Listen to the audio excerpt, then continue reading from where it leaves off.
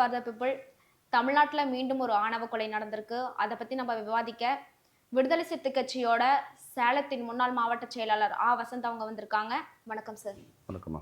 Sir, நேத்து ஜூலை 28 நெல்லையில கவின்ற ஒரு இளைஞரை வந்து ஆணவ கொலை பண்ணியிருக்காங்க. அதுவும் அந்த பெண்ணோட தம்பி. அத பத்தி உங்களுடைய பார்வை என்ன சார்? ஆக்சுவலா அவர் சாஃப்ட்வேர் இன்ஜினியர்.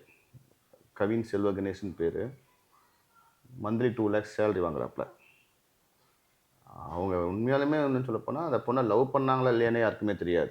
இதுதான் அங்கே இருக்கிற ஹைலைட். ஆக்சுவலாக அந்த பொண்ணு அந்த பையனும் பழகிருக்காங்க. மேபி லவ் பண்ணியிருக்கலாம். அது ஒன்றும் உறுதிப்படுத்தாத சூழலில் வந்து அந்த பையன் அந்த அந்த பொண்ணோட தம்பியே சுர்ஜித்னு நினைக்கிறேன், அவன் தான் தந்திரமாக கூப்பிட்டு கொலை பண்ணியிருக்கான்ட்டு ஒரு நியூஸ் தொடர்ந்து தமிழகத்தில் நடந்துட்டுருக்கு. குறிப்பாக நீங்கள் இதை எப்படி பார்க்கணும்னா, இந்த வருஷத்தில் மட்டும் இது 8வது கொலை நினைக்கிறேன்.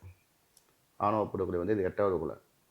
தொடர்ந்து தமிழகத்தில் 2025ஆம் ஆண்டில் இன்னும் இந்த வருஷமே முடியலை, இதுக்குள்ளே 7-8 கொலை நடந்திருக்கு.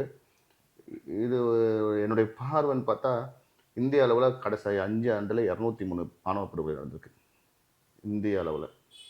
இதில் பேரண்ட்ஸு எல்லாருமே வில்லிங். இந்த தம்பியும் கவின்கிற தம்பியும் வந்து நல்ல சேலரி வாங்குறாப்புல. அவங்க family well to do family. Otherwise பார்த்தீங்களா, அவங்க பொண்ணோட பேரண்ட்ஸும் பார்த்தீங்களா போலீஸ் டிபார்ட்மெண்ட்டில் ஒர்க் பண்ணுறாங்க. சப் இன்ஸ்பெக்டராகவோ இல்லை ஸ்பெஷல் சப் இன்ஸ்பெக்டரோ ஒர்க் பண்ணுறாங்கன்னு சொல்லி செய்தி வருது. இதில் மெயின் ஸ்ட்ரீமில் என்ன இருக்குதுன்னா கம்யூனிட்டி தான்.